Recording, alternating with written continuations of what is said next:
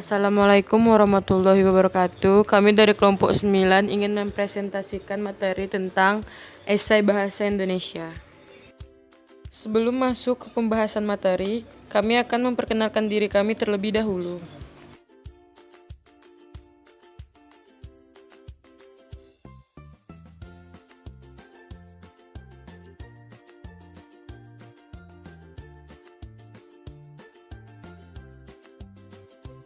Assalamualaikum warahmatullahi wabarakatuh. Saya Vinky Marcella dari kelompok 9 ingin menjelaskan tentang pengertian esai.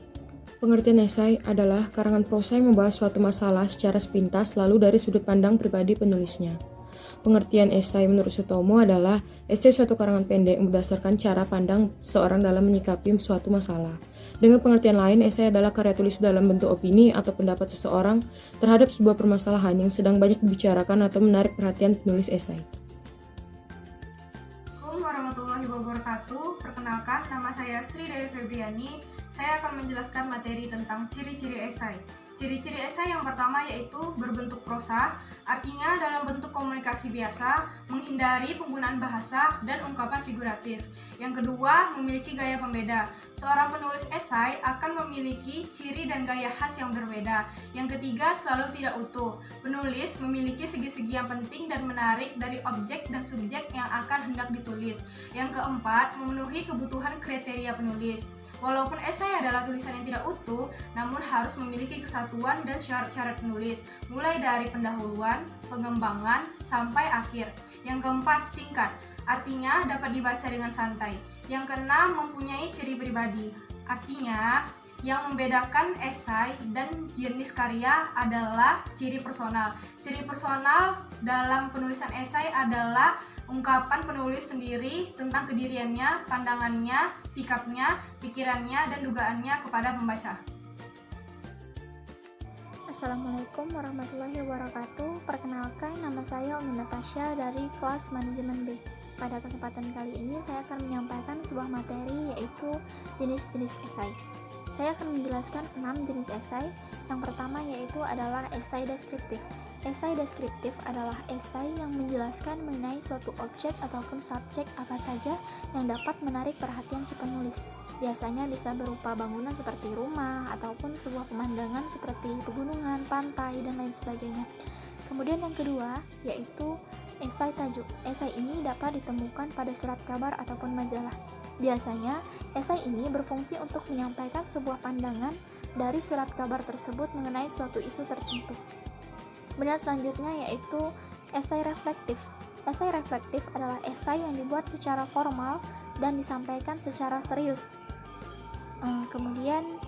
Biasanya pada esai reflektif ini penulis menjelaskan sesuatu secara mendalam dan hati-hati, dan biasanya esai ini berkaitan dengan hal-hal yang menyangkut kehidupan, contohnya seperti politik, kemudian kematian, selanjutnya yaitu hakikat-hakikat kehidupan.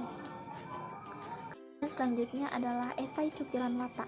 Esai cukilan watak adalah esai yang memperbolehkan seorang penulis memperjelas beberapa segi dari kehidupan individual seseorang kepada pembaca. Namun di sini penulis tidak menuliskan biografi seseorang tersebut, melainkan hanya memilih beberapa hal utama yang diambil dari sosok tersebut.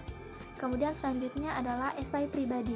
Esai pribadi sama halnya dengan esai cukilan watak. Namun yang membedakannya di sini adalah esai pribadi ini ditulis sendiri oleh pribadi si penulis. Dan di sini penulis menceritakan mengenai pribadi dirinya sendiri. Kemudian selanjutnya adalah esai kritik. Esai kritik merupakan esai di mana si penulis adalah memusatkan dirinya kepada uraian-uraian seni. Contohnya seperti seni tari, kemudian teater, ataupun seni yang berupa barang seperti patung, kemudian pahatan, dan lain sebagainya. Esai ini berfungsi untuk meningkatkan kesadaran pembaca akan nilai-nilai seni. Assalamualaikum warahmatullahi wabarakatuh. Saya Yudi Mahendra Saputra dari Prodi Manajemen. Struktur esai terbagi menjadi 3 bagian. Yang pertama itu adalah pendahuluan. Di dalam pendahuluan, kita dapat mengungkapkan tema atau topik yang akan dibahas dalam esai.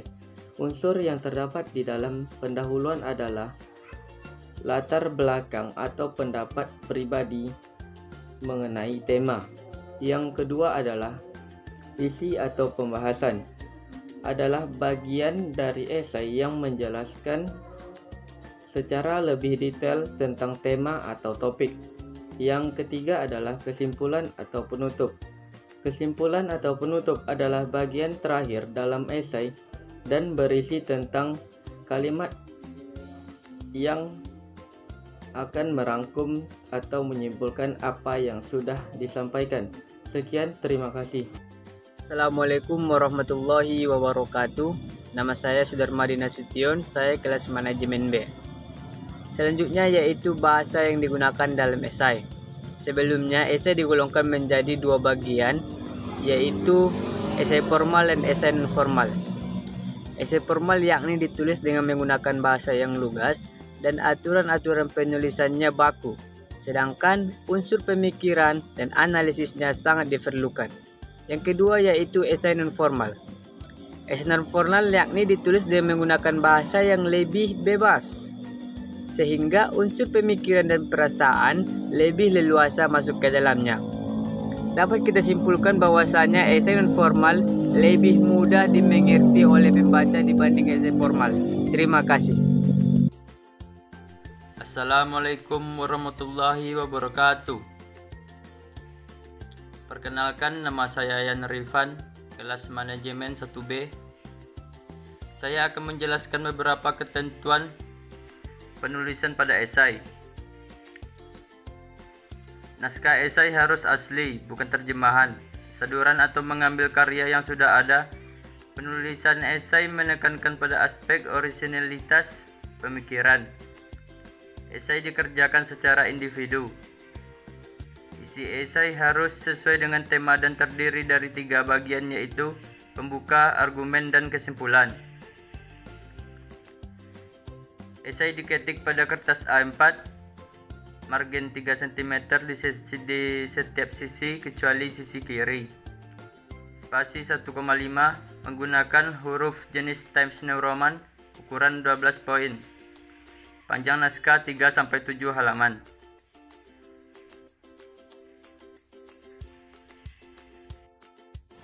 Sekian pembahasan materi kelompok kami tentang esai bahasa Indonesia. Assalamualaikum warahmatullahi wabarakatuh.